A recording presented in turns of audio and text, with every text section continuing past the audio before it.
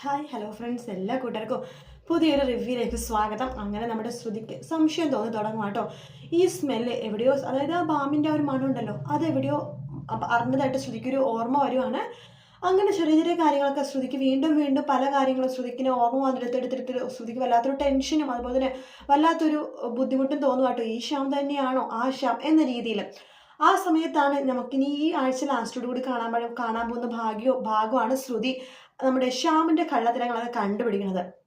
അപ്പോൾ കള്ളത്തരങ്ങൾ കണ്ടുപിടിച്ചിട്ടും ശ്യാം പിന്നെയും സത്യമാക്കാൻ വേണ്ടി നോക്കുക കേട്ടോ. അയ്യോ ശ്രുതി, ഞാനത് അങ്ങനെ ഇങ്ങനെ, അതായത് ആ ശ്യാമല്ല ഈ ശ്യാം എന്ന രീതിയിൽ ശ്യാം കുറേ കഥ പറയാൻ വേണ്ടി ശ്രുതി എടുത്ത് തുടങ്ങുന്നുണ്ട്.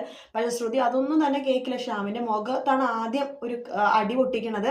അതിനുശേഷം ശ്രുതി വല്ലാത്ത ദേഷ്യത്തിൽ തന്നെ, നിങ്ങൾക്ക് നാണമില്ലേ, നിങ്ങൾ ഇങ്ങനത്തെ ഒരാളായിരുന്നു അല്ലേ എന്ന് പറഞ്ഞിട്ട് എനിക്ക് അപ്പോഴേ തോന്നിയായിരുന്നു പറഞ്ഞിട്ട് ഭയങ്കര വഴക്കും കാര്യങ്ങളൊക്കെ ഉണ്ട്. അതിനുശേഷം ശ്രുതി ആ മോതിരം ഉണ്ടല്ലോ, ശ്യാം ഇട്ടിരുന്ന മോതിരം, അത് ഊരി നമ്മുടെ ശ്യാമിൻ്റെ മുഖത്തേക്ക് തന്നെ വലിച്ചെറിയും. അപ്പോൾ ഇതൊക്കെ കാണുമ്പോഴേക്കും ശ്യാമിനാകെ ദേഷ്യം വരും കേട്ടോ.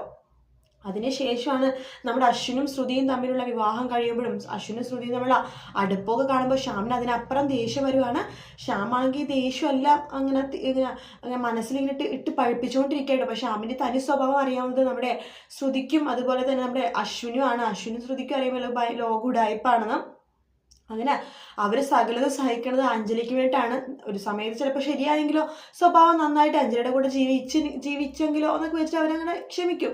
പക്ഷേ ശ്യാം അങ്ങനെ ഇങ്ങനെ തിരുത്തില്ല. ശ്യാം അതിനേക്കാൾ അപ്പുറം വലിയൊരു ഉടായ്പും കാണിക്കുമ്പോഴാണ് അഞ്ജലി തന്നെ അവസാനം ശ്യാമിനെ ചവിട്ടി പുറത്താക്കണം കേട്ടോ. എന്തായാലും ശ്യാമിൻ്റെ കള്ളത്തരങ്ങളൊക്കെ കണ്ടുപിടിക്കണം. നമ്മുടെ ശ്രുതി തന്നെ ശ്യാമിനെ മുഖം അടിച്ച് പൊട്ടിക്കണമെന്ന് എല്ലാവർക്കും ആഗ്രഹമുള്ള കാര്യമല്ലേ.